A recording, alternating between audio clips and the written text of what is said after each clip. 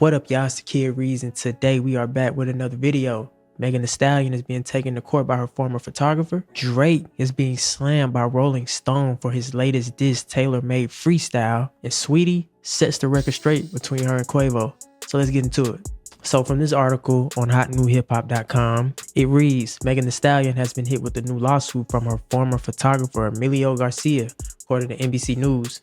This lawsuit is for alleged harassment as well as an alleged hostile work environment. As the outlet reports, this lawsuit was filed back on Tuesday in Los Angeles, and there are numerous allegations throughout. Garcia alleges that the artist fat-shamed him while also creating a hostile, abusive work environment. Based on the lawsuit, Garcia claims to have been working with Meg full-time from 2019 to 2023. Now, the incident that has everybody up in arms is apparently the incident that happened in Ibiza, a trip that they took back in June 2022. Now, of course, it didn't take no time for Megan's team to get right on this and issue a statement. Alex Spiro, who apparently is her lawyer, issued a statement today claiming that the photographer's claims had no weight to them. Furthermore, he criticized Garcia's comments for being salacious attempts to slander the name of his client.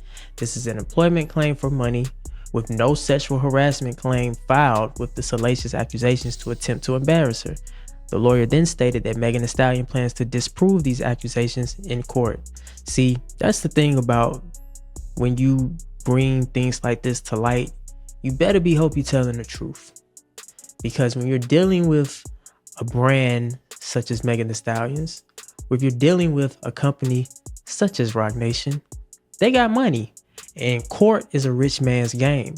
So unless you have the money to drag this shit out for as long as they're probably willing to drag this shit out, it's gonna be a long night. Or maybe they settle out of court. Who knows what happens? I don't know about y'all, but it seemed like a gravy job to have. I mean, I'm pretty sure you're probably being paid handsomely to take pictures of Megan. Like, come on now, what guy wouldn't want that job? You mean to tell me y'all gonna pay me 5 figures a month to sit up here and take pictures of this woman? I mean, are you serious? Off rip, I'm like, slow down, baby. But nah, all jokes aside, you know, hopefully this issue can be resolved. Hopefully it don't get carried on too long. She get back to doing what she doing. He going to do what he do, and everybody can just live their normal lives. So today, Drake has been slammed by Rolling Stone. Yes, the publication Rolling Stone. They basically said Drake mostly made himself look bad on his latest diss. Now, if you've been living under a rock, or if you just haven't been in the mix lately, the entire hip-hop game is at war. Everybody's sending shots at everybody. This side is saying you're this side is saying you're that. Everybody's going back and forth. And Drake, it's kind of like Drake versus everybody right now, you know? So last week, Drake decided to drop a freestyle called Tailor-Made Freestyle. And in that freestyle, he uses a AI generated version of Tupac and Snoop Dogg to diss Kendrick. Now, I have a video for that already on my page. You can go check it out and look at it. But apparently, Rolling Stone said that this made Drake look bad. And they say it made him look bad because of the way he used Tupac's voice in the song. Now, I really disagree with this take from Rolling Stone, because what you got to understand what's going on right now, this is hip hop, right? And in hip hop, there are no rules in a battle.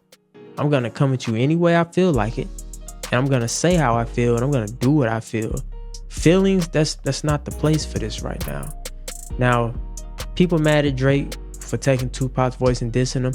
I actually thought it was kind of clever, being that Tupac is Kendrick's favorite rapper. Like, that's somebody that he's looked up to for the longest. So for Drake to come back and use the big homie Snoop Dogg's voice, and then use Tupac's voice to basically talk to Kendrick, telling Kendrick, like, you can't mess with me, I thought it was clever.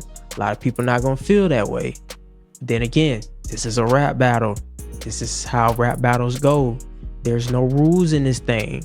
Do you remember the story of Adidon when Pusha T dropped that not too long ago? Yes, it's the same thing. So all gloves off. There's no rules to it. He is kind of protected. I'm pretty sure he has protections in the industry. He has protections from things getting out of control. He has protections from things just kind of unraveling too fast to where they know that if something comes out or if something happens with Drake, oh, we can just put it in this tight box and push it to the side, you know?